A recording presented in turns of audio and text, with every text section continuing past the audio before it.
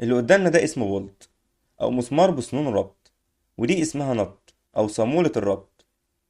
أما دي اسمها بلين ووشر أو زي ما بنقول وردة عادية، ودي اسمها سبرينج ووشر أو وردة سوستة.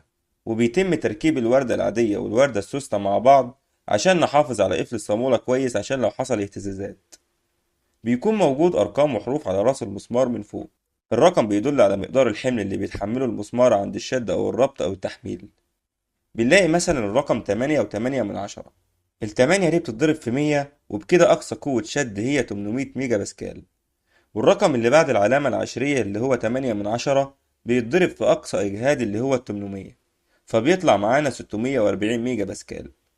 وده حد الخضوع أو حد الليونة، وهو مقدار الإجهاد الميكانيكي اللي بتتحمله المادة لما تتشد من جهتين من غير إن شكلها يتغير بعد زوال الحمل. وبيكون في حرف A مثلا، واللي بيدل إن المسمار مصنوع من الستانلس ستيل. كل مسمار ليه رمز معين، يعني مثلا بيقولك إن المسمار ده M16 في 60. الام بتدل على كلمة مترك، وال16 هو قطر السنون، وال60 طول السنون في المسمار.